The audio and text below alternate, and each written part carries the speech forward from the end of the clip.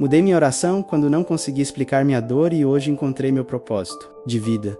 Há dores que atravessam a alma com tanta força que nem o choro consegue nascer. Dores que roubam até o desejo de pedir ajuda, que nos colocam de joelhos não para clamar, mas porque já não conseguimos mais sustentar o próprio corpo.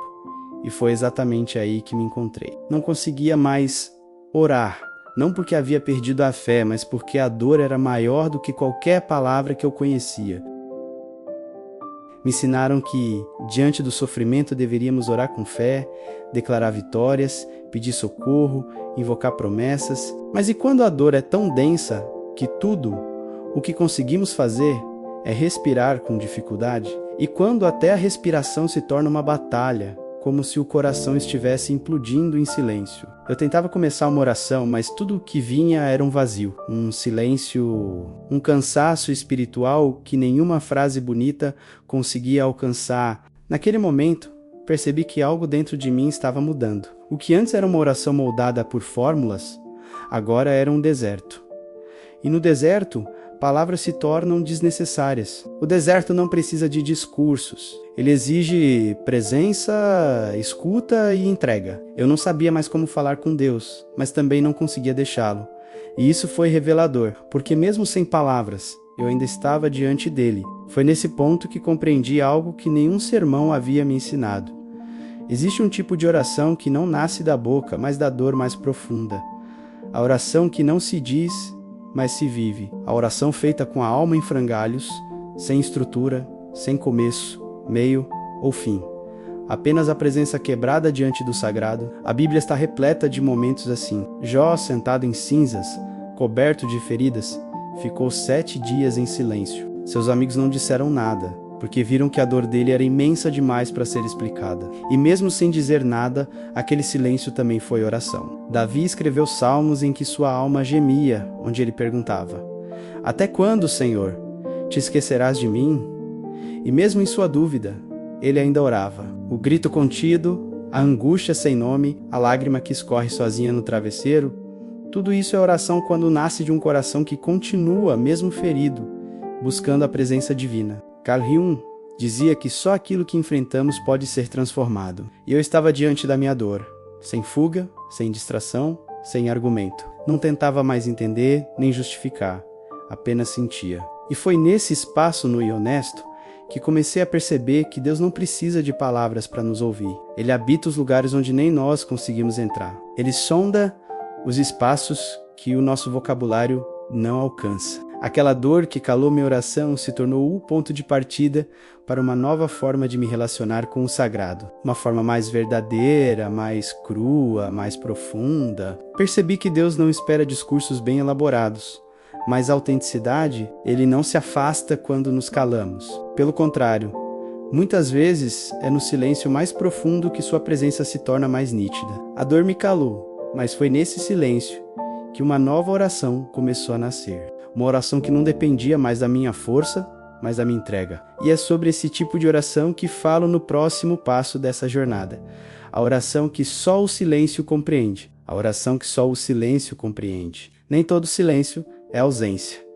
Alguns silêncios são tão cheios que gritam. E quando a alma entra nesse lugar de silêncio carregado, nasce uma forma de oração que não depende mais da boca, mas do coração exposto. Depois de perceber que minha dor havia calado minhas palavras, percebi também que algo mais profundo estava acontecendo. Era como se pela primeira vez eu não estivesse tentando falar com Deus, mas apenas estar diante dele, sem perguntas, sem argumentos, apenas presença. Essa experiência me levou a compreender que há uma oração que só o silêncio é capaz de expressar. Não se trata de uma recusa de falar, mas de um reconhecimento de que o que precisa ser dito já está sendo vivido. No silêncio, minha oração deixava de ser um esforço e passava a ser um estado de ser. Não era mais o que eu dizia, mas quem eu era diante dele naquele momento. Os textos sagrados sempre reconheceram esse tipo de oração. Romanos 8 afirma que o Espírito intercede por nós com gemidos inexprimíveis. Gemidos que não se transformam em palavras, mas que são ouvidos no mais íntimo do coração de Deus. É uma oração sem forma, mas não sem força. Um clamor que não tem som, mas que é plenamente compreendido por aquele que nos criou. A ciência também reconhece o valor do silêncio. Estudos em neurociência mostram que momentos de silêncio profundo reativam áreas do cérebro ligadas à criatividade, ao equilíbrio emocional e à autorregulação. Quando nos calamos por dentro, algo se reorganiza, a mente se aquieta. As emoções encontram espaço para serem processadas. O que parece pausa, na verdade, é transformação ativa. No silêncio da oração, comecei a me ouvir. Percebi pensamentos que sempre estavam lá, mas que o barulho da minha rotina espiritual havia abafado.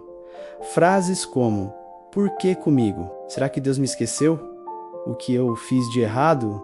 vinham à tona. Mas ali, sem precisar da resposta, eu apenas reconhecia que essas perguntas faziam parte do meu momento. Eu não precisava venclós nem me silenciá-las.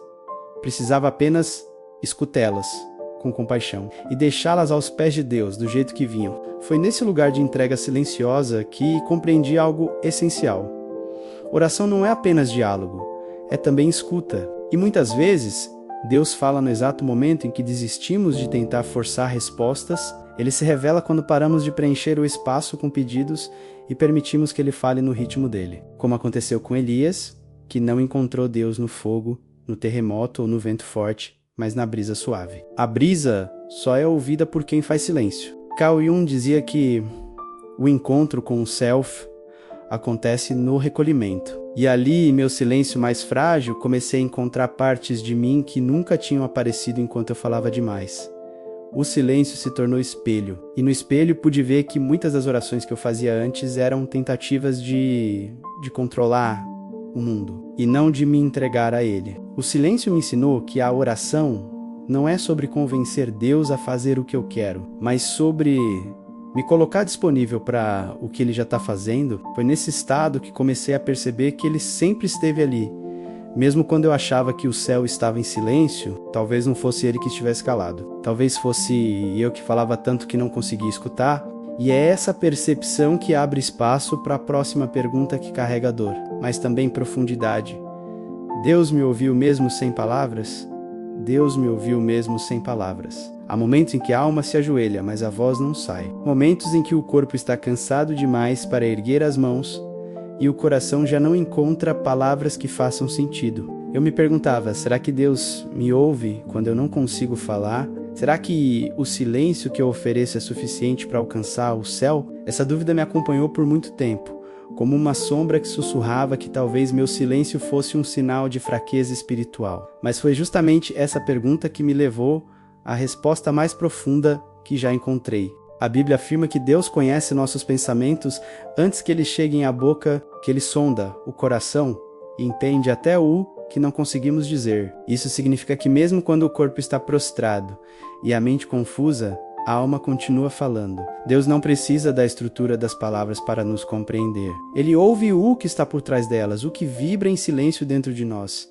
Às vezes, uma lágrima solitária contém mais verdade do que 1000 frases decoradas. Eu percebi que Deus não mede nossa fé pela quantidade de orações, mas pela sinceridade com que nos colocamos diante dele.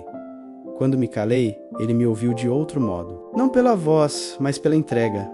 O silêncio se tornou a linguagem da confiança. Orar sem palavras é confiar que Deus entende o que nem nós entendemos. É abrir mão do controle e reconhecer que Ele sabe o que está sendo dito, mesmo quando não há som algum. A ciência ajuda a compreender esse mistério por outro ângulo. Pesquisas em psicologia e neurociência indicam que o simples ato de direcionar atenção e intenção a algo maior, menos ainda que em silêncio, menos altera os padrões do cérebro, reduz o medo e aumenta a sensação de conexão. Quando o coração se volta a algo superior, mesmo que em silêncio, o corpo responde com serenidade. A biologia confirma o que a fé já dizia.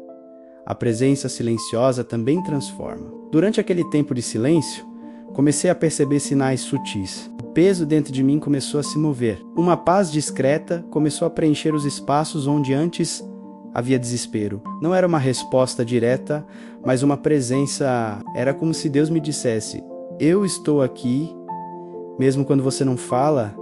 Esse tipo de resposta não vem com palavras, vem com sensação. É o consolo que não explica, mas acalma. É o toque invisível que diz: eu te ouço porque te conheço. Carl Jung escreveu que quem olha para fora sonha, mas quem olha para dentro, desperta. Foi no silêncio, quando deixei de buscar sinais externos e comecei a ouvir o que acontecia dentro de mim, que percebi que Deus nunca havia se afastado. Ele estava ali, nas pausas entre um pensamento e outro, no instante em que o coração ainda batia, mesmo cansado. O silêncio não era vazio, era presença. Compreender isso mudou tudo. Deixei de tentar convencer Deus com minhas palavras e passei a deixar que Ele me convencesse com sua paz.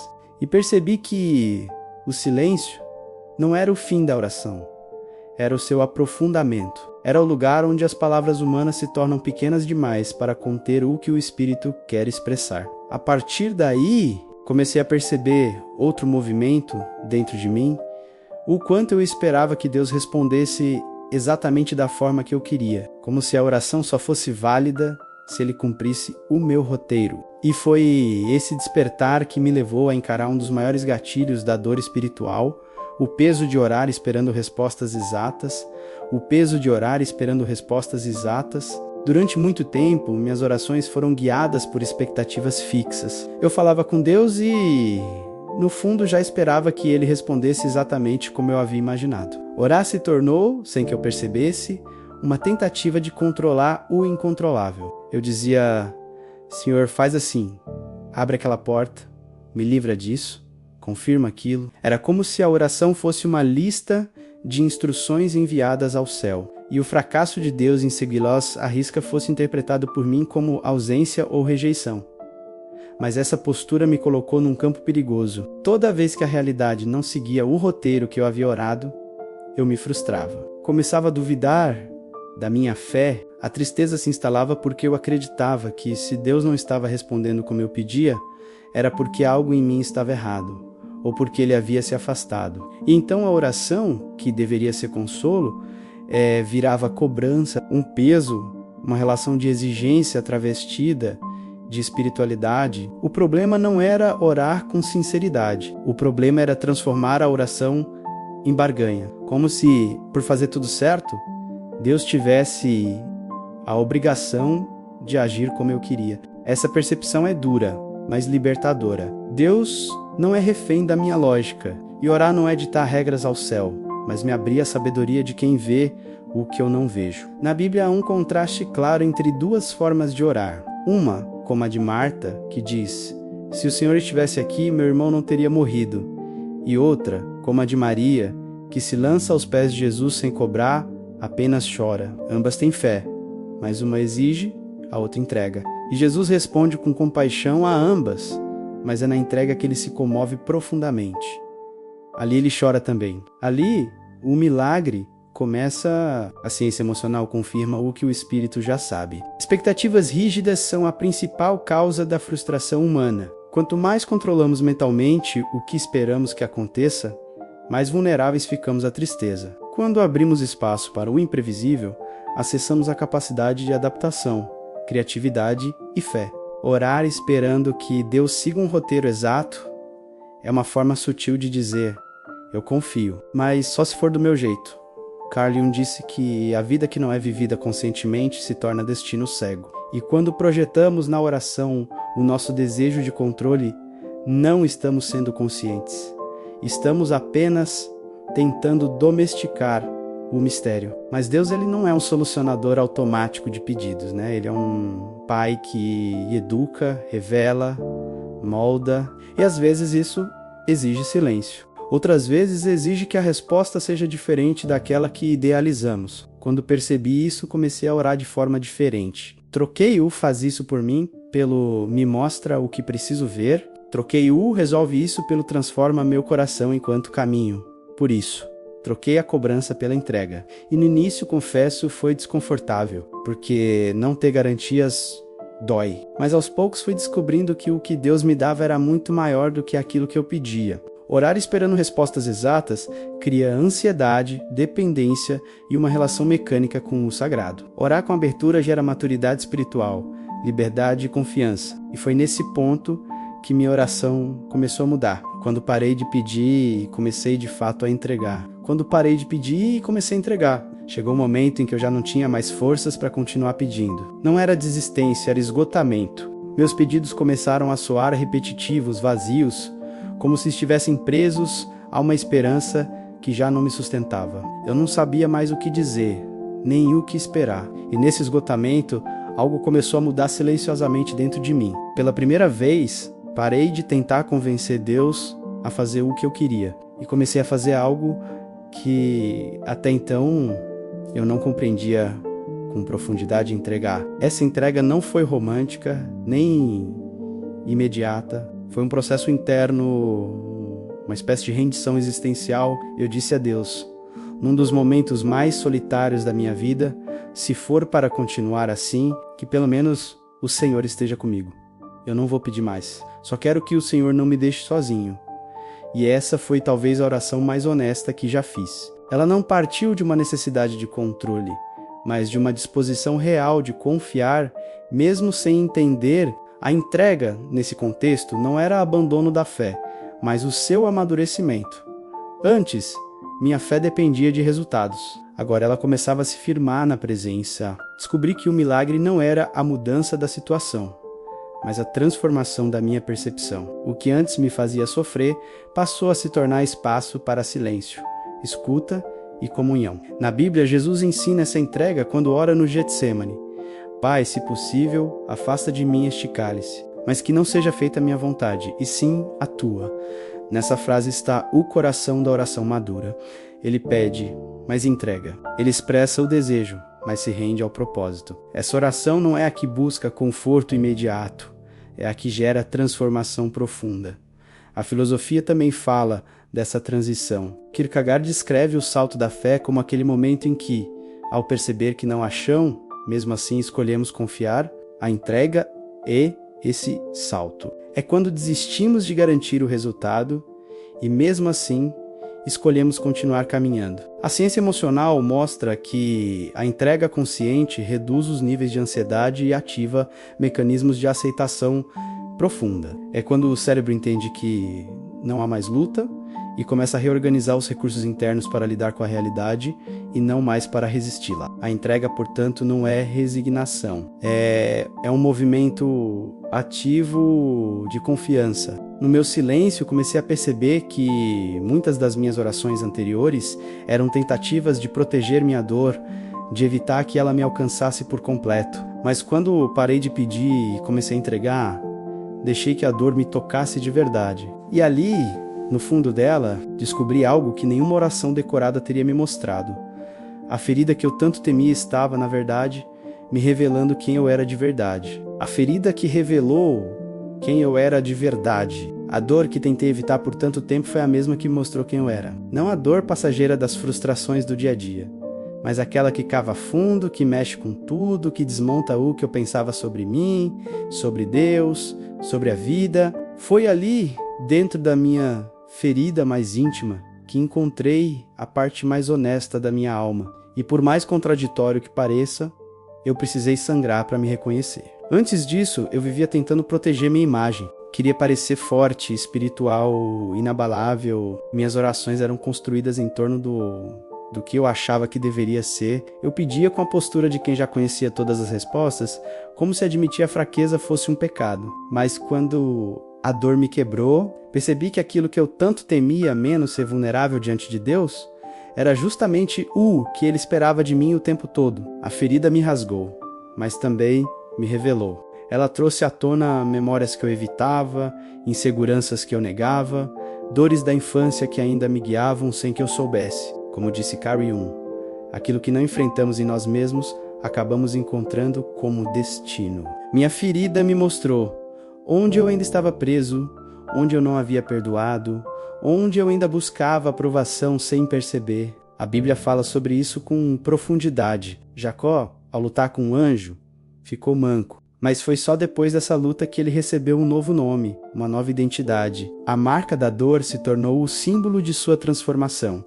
E assim também acontece conosco. A ferida não foi castigo, foi processo. Ela não veio para me destruir, mas para arrancar as cascas que eu havia colocado sobre mim, tentando proteger o que havia de mais verdadeiro. A ciência hoje reconhece esse fenômeno como crescimento pós-traumático. Diferente da ideia de apenas superar um trauma, Esse conceito mostra que muitas pessoas, ao passarem por experiências profundamente dolorosas, emergem com uma nova percepção de si mesmas, mais alinhadas com seus valores, mais sensíveis, mais compassivas. A dor, quando atravessada com presença, pode se tornar uma ponte para o que é essencial.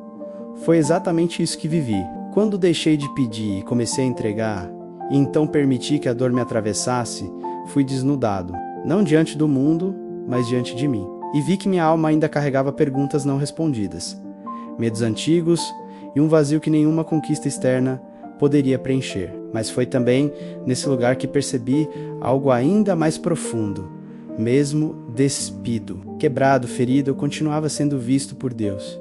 E mais do que isso, continuava sendo amado, não por quem eu fingia ser, mas por quem eu era de verdade. A ferida abriu um espaço onde ele pôde entrar, não como resposta, mas como presença. E nesse novo espaço que se abriu dentro de mim, comecei a perceber que o tempo da dor não era um castigo, mas um preparo, um silêncio fértil, um chão que estava sendo adubado para algo que eu ainda não conseguia ver. E foi assim que comecei a perceber o propósito escondido no tempo da espera. O propósito escondido no tempo da espera. Esperar pode ser um dos exercícios mais cruéis para quem está em dor. A alma ferida não quer tempo, quer alívio. Mas quando nenhuma resposta vem, quando a oração parece não mover nada, quando o céu parece de pedra e o tempo se arrasta como areia movediça, somos confrontados com um tipo de silêncio que não grita por fora, mas dilacera por dentro. Foi nesse silêncio do tempo que eu quase desisti. Quase abandonei a fé, quase acreditei que nada fazia sentido.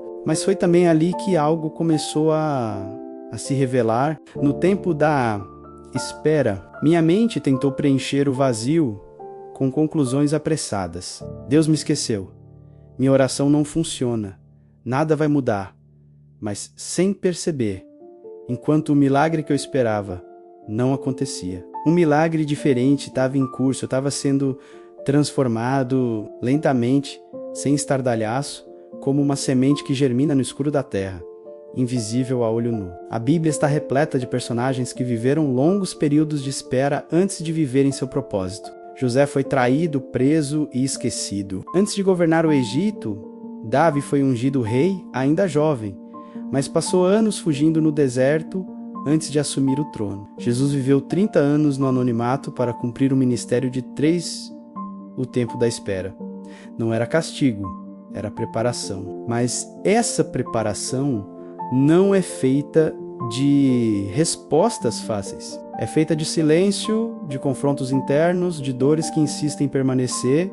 É nesse intervalo que Deus cava dentro de nós espaço suficiente para caber o propósito que Ele tem. Se Ele nos entregasse tudo no nosso tempo, provavelmente destruiríamos o que hoje pedimos. O tempo da espera não é o intervalo entre o pedido e a resposta. É o lugar onde nossa alma é moldada para sustentar aquilo que vamos receber. A filosofia nos lembra que o tempo não é inimigo da realização, mas o berço onde ela se forma. Kierkegaard disse que a vida só pode ser compreendida olhando para trás, mas só pode ser vivida olhando para frente. E foi exatamente isso que entendi. Enquanto eu esperava, sem compreender, Deus trabalhava.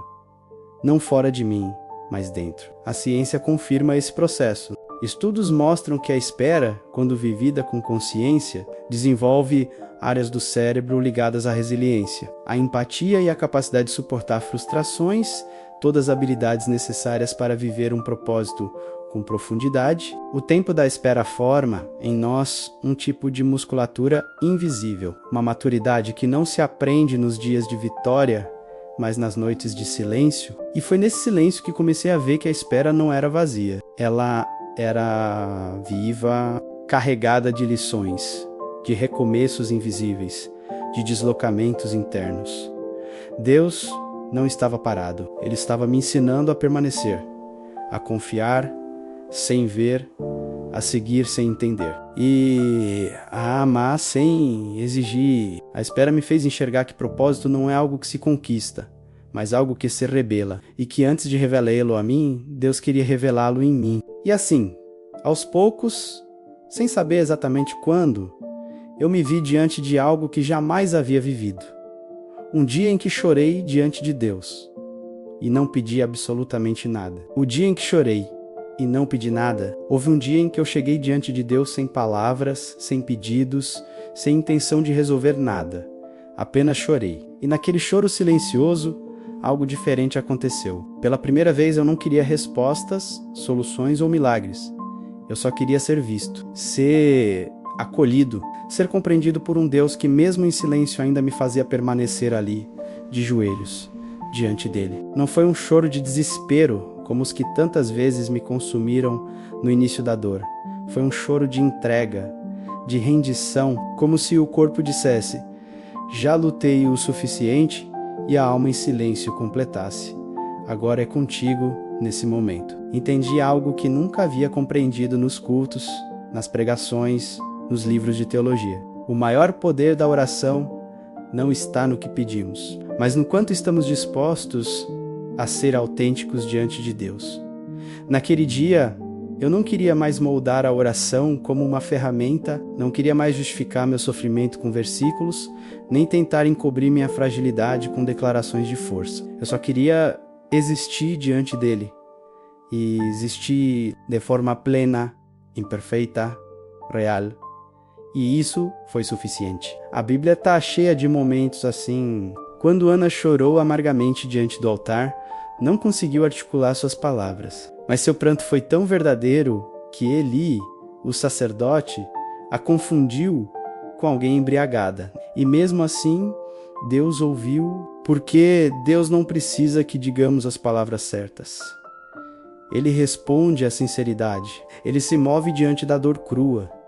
Ele habita o coração quebrantado. A ciência emocional confirma que chorar sem repressão é um dos atos mais curativos do ser humano. As lágrimas liberam ocitocina e endorfinas, hormônios que ajudam a acalmar o corpo e restaurar o equilíbrio emocional. Mas além da explicação biológica, há uma dimensão espiritual nas lágrimas. Quando choramos diante de Deus sem pedir, revelamos confiança. Acreditamos que Ele sabe o que fazer com aquilo que não sabemos nomear. Carl Jung dizia que tudo aquilo que enfrentamos conscientemente pode ser transformado. E naquele momento, ao invés de fugir da minha dor ou tentar disfarçá-la com palavras bonitas, eu a enfrentei, não com força, mas com verdade.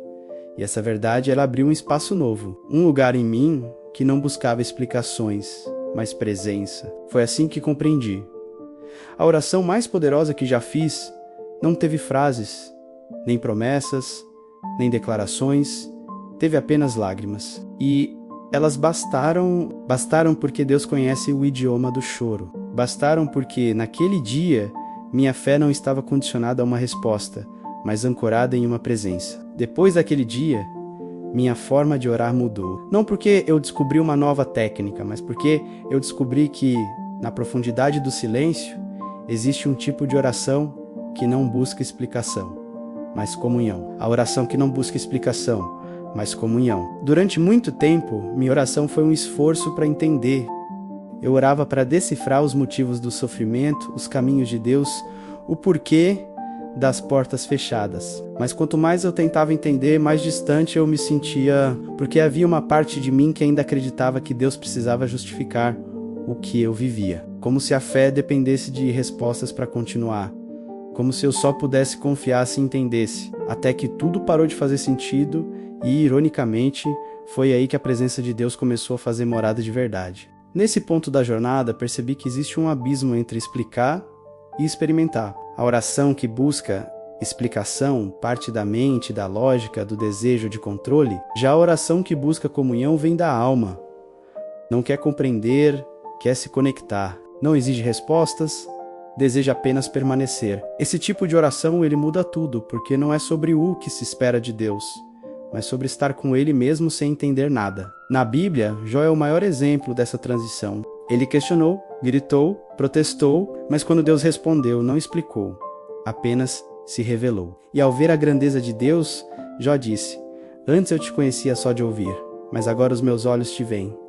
Não houve justificativas, houve comunhão. E foi suficiente, porque onde há presença, a falta de respostas deixa de ser um peso. Deus não nos deve explicações.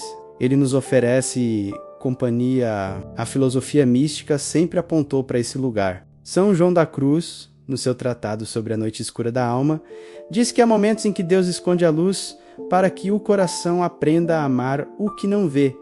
Esse tipo de amor é puro. Não se apoia no que entende, mas no que sente, intui e confia. E a oração que nasce nesse contexto não exige provas. Ela simplesmente acontece, como o amor de um filho no colo da mãe. Sem perguntas, só presença. A neurociência emocional também confirma que estados de presença profunda ativam regiões cerebrais ligadas ao bem-estar, ao equilíbrio e à transcendência.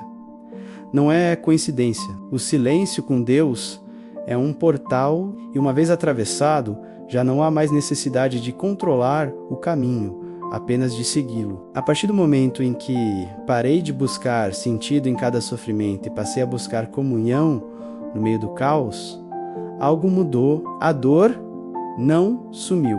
Os problemas não desapareceram, mas o medo perdeu força, porque estar com Deus, mesmo em silêncio, gera uma certeza que nenhuma explicação pode oferecer. A oração que busca comunhão não é feita de palavras bonitas. Ela nasce na solitude, cresce na rendição e se fortalece na ausência de certezas. É nesse espaço que a fé verdadeira se constrói. E é ali, nesse encontro sem lógica e sem fórmula, que o coração descobre que, mesmo sem entender, está no lugar certo. A fé que começa onde as respostas acabam. Chega um momento em que todas as perguntas batem na mesma parede, o silêncio. É nesse instante que a mente, cansada de buscar explicações, começa a ceder espaço para a alma. E então, quando o raciocínio já não alcança, que a fé finalmente começa. A fé real não é construída sobre o que sabemos, mas sobre o que escolhemos confiar, mesmo sem entender. Ela nasce no terreno onde as respostas não crescem, mas onde a esperança insiste em florescer. Foi nesse exato ponto que compreendi que minha fé até ali era, na verdade, condicionada. Eu acreditava, mas esperava retorno. Eu confiava, mas com o pé na lógica. Eu orava, mas queria controle. E quando as coisas saíam do esperado, minha fé se abalava, porque não era fé plena, era fé interessada. Foi só quando parei de procurar explicações e comecei a apenas caminhar, mesmo sem mapa, que a fé ganhou uma nova forma dentro de mim. A Bíblia está repleta de momentos assim. Abraão caminhando sem saber para onde ia. Moisés guiando um povo sem ver a terra prometida. Maria dizendo sim a um anjo sem compreender a imensidão do que estava aceitando. Nenhum deles tinha todas as respostas, mas tinha uma certeza. Deus estava, e essa presença bastava para continuar, mesmo no escuro. Como disse Kierkegaard, a fé é o salto no escuro não porque é racional, mas porque é confiança, além da razão. No campo da psicologia profunda, Carl Jung afirmava que o sagrado começa aonde termina o controle. Quando deixamos de tentar entender e começamos a viver, quando paramos de racionalizar a dor e passamos a acorrá-la como parte do caminho. Acessamos uma dimensão de fé que não precisa de explicações, mas apenas de entrega. E essa entrega é revolucionária. Eu parei de querer dominar os processos espirituais. Deixei de procurar a fórmula para que Deus se manifestasse como eu queria. E comecei a aceitar que talvez a fé verdadeira não seja sobre fazer Deus agir, mas sobre continuar andando mesmo quando ele parece estar em silêncio. A ausência de respostas deixou de ser um problema. Passou a ser o solo onde a minha fé se fortaleceu. Quando a oração não me dava o que eu queria, mas me conectava com uma paz que não fazia sentido, percebi que algo estava mudando. A paz não era ausência de luta, era presença de confiança. Era como se Deus estivesse dizendo: você não precisa saber para seguir, basta confiar que estou contigo. E isso era tudo. A fé virou estrada, virou fôlego, virou chão, onde antes havia abismo. Hoje entendo que as respostas não são o ápice da jornada espiritual. O ápice é quando posso dizer, como os salmistas, ainda que eu ande pelo vale da sombra da morte, não temerei, não porque tudo foi explicado, mas porque a confiança superou o medo. Porque onde há fé verdadeira, o desconhecido não é um inimigo. É um espaço sagrado, onde Deus revela quem somos, mesmo sem dizer uma só palavra: o perigo de tornar Deus um solucionador de problemas. Durante muito tempo, minha oração foi dirigida a um Deus que eu moldava com as minhas urgências. Sempre que dobrava os joelhos, vinha carregado de pedidos, ansioso por soluções, como quem bate à porta de alguém poderoso, esperando que resolva tudo com rapidez. Sem perceber, comecei a transformar Deus em uma espécie de prestador de serviço espiritual, alguém que deveria intervir, corrigir, salvar, ajustar o mundo à minha medida. E, com o passar do tempo, essa relação desgastou a minha fé, porque quando as soluções não vinham como eu esperava, a frustração se tornava revolta e a confiança se transformava em dúvida. Esse ciclo é perigoso porque nos distancia da essência da espiritualidade. A relação com o divino deixa de ser comunhão e passa a ser troca. Só que Deus não se molda à nossa imagem. Ele não existe para atender vontades, mas para nos despertar a verdade. E a verdade muitas vezes não é o que queremos ouvir. Quando uso a oração apenas como ferramenta de resolução, limito a ação divina ao meu entendimento estreito. E Deus não cabe em caixas. Ele não age por demanda, ele age por amor, sabedoria e propósito. 3 coisas que nem sempre se encaixam nas nossas expectativas imediatas. Na Bíblia, há um contraste marcante entre aqueles que buscavam milagres e aqueles que buscavam a presença. Muitos se aproximavam de Jesus querendo cura, multiplicação, libertação, e sim, ele atendia com compaixão. Mas havia algo mais profundo reservado para os que desejavam simplesmente estar com ele, mesmo sem receber nada em troca. Marta queria que Jesus resolvesse o problema de sua irmã. Maria escolheu sentar-se aos seus pés e apenas escutar, e Jesus disse que Maria havia escolhido a melhor parte. A filosofia espiritual também alerta para esse perigo. O místico Thomas Merton dizia que muitos buscam Deus não por quem ele é, mas pelo que ele pode fazer. E isso os afasta do sagrado, porque o coração está focado na dádiva, não no doador. A oração deixa de ser relacionamento e se torna cobrança. O amor deixa de ser confiança e vira dependência emocional. E a fé, nesse cenário, não amadurece. Fica infantil, frágil, oscilando entre a esperança e a decepção, sempre à espera de uma nova intervenção. Com o tempo, entendi que Deus não estava ali para consertar minha vida nos moldes que eu imaginava. Ele estava ali para me transformar no processo. A ausência de soluções era muitas vezes a maior demonstração de cuidado. Porque se ele tivesse atendido cada uma das minhas orações no momento em que pedi, talvez eu não tivesse desenvolvido raízes, teria vivido na superfície, sempre fugindo da dor, sempre escapando do real crescimento que só a espera, o silêncio e a renúncia são capazes de provocar.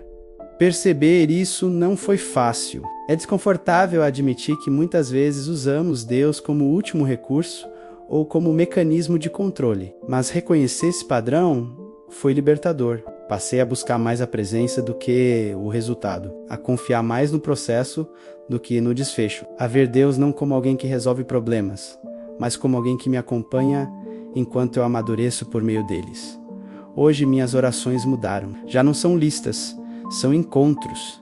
Já não são argumentos, são espaços de escuta. E quanto mais eu deixo de tratar Deus como um solucionador, mais ele se revela como pai, amigo, presença viva. A solução às vezes não vem, mas a transformação, essa sim, nunca falha. Quando a vida não muda, mas eu mudo por dentro. Houve uma fase em que minha oração era insistente, quase desesperada. Eu suplicava por mudanças externas. Queria que Deus abrisse portas, resolvesse situações, mudasse pessoas, trouxesse respostas rápidas e esperava ansiosamente por esses sinais, acreditando que só quando tudo mudasse fora, a paz viria dentro. Mas os dias passavam, as circunstâncias permaneciam as mesmas e aquilo que me afligia continuava presente. A sensação de impotência crescia até que, exausto de tanto pedir e não ver nada acontecer, fui levado a um ponto de rendição. Foi nesse lugar de aparente fracasso que algo profundo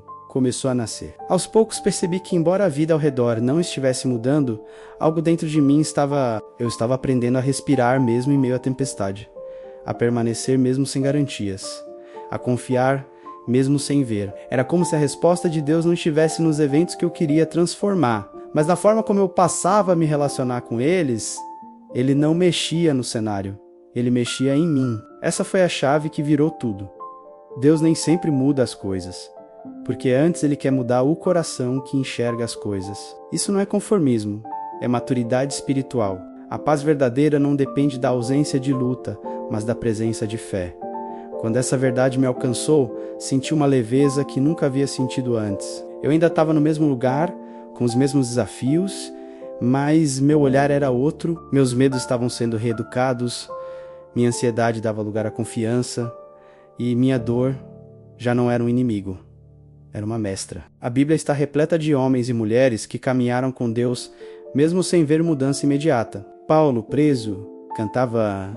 José, vendido pelos irmãos e depois injustiçado, permaneceu fiel. Ana orou anos antes de gerar. Todos enfrentaram longos períodos de silêncio divino e aparente imobilidade. Mas todos, ao final, testemunharam uma transformação interna que nenhum milagre exterior seria capaz de gerar sozinho. E isso me fez entender que nem todo movimento de Deus é visível. Às vezes ele age no invisível da alma. Carl Jung dizia que aquilo que não enfrentamos em nós mesmos, encontraremos como destino. E a oração tem esse poder oculto de nos colocar frente a frente com aquilo que evitamos. Não para nos condenar, mas para nos transformar. Quando comecei a orar sem pressa, sem cobrança, apenas me colocando diante dele como alguém que deseja ser moldado, percebi que o verdadeiro milagre não era a mudança do mundo lá fora, mas o nascimento de um mundo novo dentro de mim. As circunstâncias não precisam melhorar para que a alma floresça. A alma floresce quando encontra sentido, mesmo nas estações secas. E esse sentido começa a surgir quando deixamos de buscar Deus como aquele que deve mudar tudo e passamos a buscá-lo como aquele que muda o essencial, o coração. É nesse lugar que brota a paz que excede todo entendimento, aquela que não se explica, mas se sente. A oração passou a ser minha casa, meu abrigo, meu ponto de retorno quando tudo parecia perdido. Hoje, não oro mais esperando mudanças visíveis. Oro para continuar em comunhão. Oro para manter viva a sensibilidade que me permite perceber os detalhes do cuidado de Deus, mesmo quando tudo parece igual. Oro para que, mesmo quando nada mude, eu permaneça transformado. Porque quando a vida não muda, mas eu mudo por dentro, a vida muda de lugar dentro de mim. Os sinais sutis que revelaram meu propósito. Durante muito tempo, imaginei que descobrir meu propósito seria como encontrar uma placa enorme no meio do caminho. Algo claro, grandioso, inquestionável. Esperava por uma revelação mística, uma voz audível, um sonho revelador. Queria certezas e atalhos, porque estava cansado da confusão interna que me acompanhava. Mas quanto mais eu esperava por algo extraordinário, mais me sentia perdido. Até que parei de buscar sinais espetaculares e comecei a observar o que já estava ao meu redor. E foi aí que os sinais começaram a surgir, não com estardalhaço, mas com doçura. Tudo começou com pequenas repetições. Pessoas que me procuravam pelos mesmos conselhos, situações que me deixavam inquieto, como se algo em mim pedisse ação. Textos que me tocavam de forma diferente. Um incômodo constante com certas dores do mundo. Eu achava que eram coincidências, mas com o tempo entendi. Aquilo era Deus me falando de forma sutil, me convidando a enxergar o que sempre esteve ali. O propósito, na maioria das vezes, não aparece gritando. Ele sussurra no cotidiano. A Bíblia mostra que o chamado de Deus nem sempre vem em voz audível. Elias, por exemplo, esperava ouvir o Senhor no vento forte, no terremoto, no fogo. Mas Deus veio no sussurro suave. Isso é profundamente simbólico. O divino se manifesta no silêncio, na sensibilidade, na escuta. O que falta muitas vezes não é propósito, é silêncio interior para ouvir o chamado. Estamos tão ocupados tentando controlar o futuro que esquecemos de prestar atenção ao que já pulsa dentro de nós agora. Outro sinal que me marcou foi perceber que toda vez que eu fazia algo que ajudava alguém de forma sincera, sem interesse, meu coração se aquecia. Não era sobre aplauso nem reconhecimento. Era sobre sentir que algo fazia sentido, sentir que eu estava em sintonia com o que fui criado para ser. Quando ajudo, quando escuto, quando crio, quando compartilho algo que transforma, uma chama acende por dentro e entendi que isso também era um sinal, não era emoção, era a direção. Carrião dizia que sentir-se realizado é seguir o fio invisível que une o indivíduo ao seu destino. E esse fio está sempre presente. Basta querer enxergar, o propósito não está escondido no futuro. Ele está espalhado em pequenos sinais que Deus vai deixando pelo caminho, como migalhas de pão conduzindo de volta ao essencial. Quando parei de buscar um propósito que me engrandecesse e comecei a buscar um propósito que me conectasse, tudo mudou. Percebi que as feridas que carregava não eram obstáculos ao propósito, mas pistas. Onde dói em mim é onde eu entendo melhor a dor do outro. E onde eu compreendo a dor do outro, ali está uma ponte que posso construir. O que me quebrantou também pode me capacitar. Meus traumas podem se tornar trilhas, meus erros, ensinamentos. Deus não desperdiça sofrimento. Ele recicla tudo em direção ao chamado. Hoje, ao olhar para trás, vejo que o propósito não chegou. Ele sempre esteve presente nos detalhes, nas pausas, nos fracassos, nos encontros inesperados. Cada episódio da minha vida parecia solto, desconectado, mas Deus foi costurando com cuidado, revelando um bordado que eu não conseguia ver do avesso. E agora entendo. Os sinais estavam lá, mas era preciso desacelerar, ouvir, entregar e confiar. O propósito não chegou. Ele sempre esteve aqui. Passei anos acreditando que o propósito de vida era um destino distante. Um lugar ao qual um dia eu chegaria depois de muitas conquistas, revelações e provas. Buscava esse propósito como quem busca um prêmio. Algo que viria depois da dor, depois da luta, depois da oração certa. E por mais que eu me aproximasse de boas oportunidades ou momentos de paz, ainda sentia aquele vazio, como se estivesse sempre um passo atrás do que realmente importava. Foi quando, em uma noite silenciosa, percebi: o propósito não é algo que se encontra, é algo que se revela. E mais, ele nunca esteve ausente, sempre esteve aqui. Essa percepção veio não como uma conclusão lógica, mas como uma verdade que desce direto para o coração. A oração que antes eu fazia buscando respostas do lado de fora, passou a ser uma escuta do lado de dentro. Descobri que meu propósito não estava em algo que eu ainda faria, mas na forma como eu me relacionava com tudo que já fazia. Estava nas intenções silenciosas, nos gestos cotidianos, na presença sincera. Era mais estado do que meta, mais essência do que desempenho. Na Bíblia, vemos Deus chamando pessoas comuns em meio à rotina. Moisés encontrou seu propósito enquanto cuidava de ovelhas. Davi, enquanto tocava harpa, enfrentava leões. Maria, enquanto vivia a vida simples de uma jovem. Nenhum deles precisou chegar a um lugar para ser chamado. O chamado veio enquanto estavam sendo quem eram, onde estavam. Isso me fez entender que o propósito não é algo futuro, é algo presente menos. Mas a nossa consciência precisa despertar para percebê-lo. Percebi que minha busca incessante por um propósito extraordinário me impedia de enxergar o valor do ordinário. Queria algo que me tirasse do lugar onde estava, quando na verdade era naquele lugar que Deus estava me formando. O propósito não estava fora de mim, esperando ser descoberto. Estava dentro de mim, esperando ser aceito. E a chave para isso era a forma como eu orava. Quando minha oração mudou de Senhor, me dá para Senhor, me mostra, tudo começou a clarear. Carl Jung dizia que aquilo que você precisa para viver com propósito já está em você. E essa verdade ficou ainda mais clara quando comecei a ver sentido até nas partes da minha história que antes eu rejeitava. O abandono, a dor, os fracassos, os silêncios. Nada foi à toa. Nada foi descartável. Tudo, de algum modo, apontava para o que eu deveria me tornar. O propósito não chegou de fora. Ele emergiu de dentro como uma semente que só precisava da luz certa para germinar. Hoje, compreendo que viver com propósito não é sobre alcançar algo grandioso, mas sobre viver cada instante com intenção. É amar com profundidade, servir com entrega, escutar com presença. É aceitar a missão de ser inteiro onde estiver, com quem estiver. O propósito não é uma profissão, nem uma posição, nem um evento. É um modo de ser. É o reflexo do divino em mim se expressando através daquilo que sou. E quando esse entendimento chega, a pressa vai embora. A ansiedade se dissolve. O coração se alinha porque deixamos de correr atrás de algo que já está dentro da casa. Descansamos na certeza de que o que procurávamos com tanto esforço sempre esteve presente, silenciosamente esperando ser reconhecido. O propósito não chegou, ele sempre esteve aqui. A oração que me reconstruiu, a dor não me destruiu, ela me refez. E foi a oração, no seu silêncio mais profundo e na sua entrega mais honesta, que me deu as mãos nesse processo. Quando parei de orar para convencer Deus a mudar o mundo ao meu redor e comecei a orar para que Ele me transformasse por dentro, algo essencial aconteceu.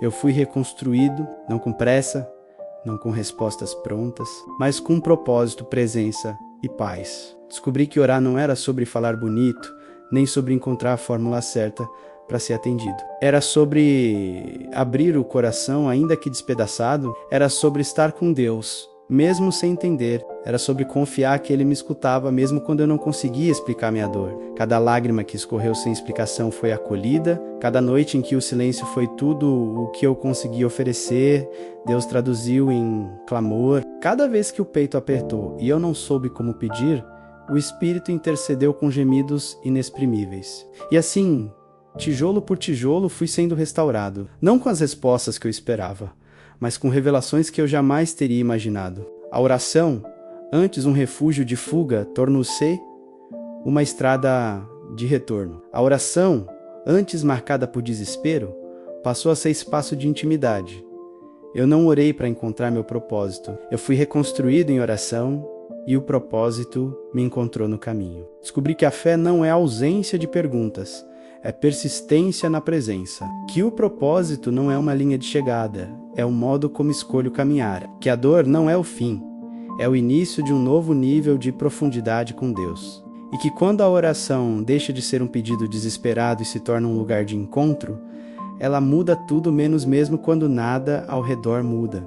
Porque quem ora desse lugar nunca sai igual. A oração me reergueu quando ninguém mais pôde me sustentar. Ela me reconstruiu em silêncio por dentro, com amor. Hoje, ao olhar para tudo que vivi, sei que nada foi perdido, cada pedaço quebrado, cada espera frustrada, cada oração sem resposta visível, foi parte da arquitetura divina. E nessa reconstrução silenciosa, reencontrei a mim mesmo, reencontrei a Deus, e encontrei enfim um propósito que não depende de aprovação, de resultado ou de visibilidade. Um propósito que nasce da comunhão, floresce na entrega e permanece na fé.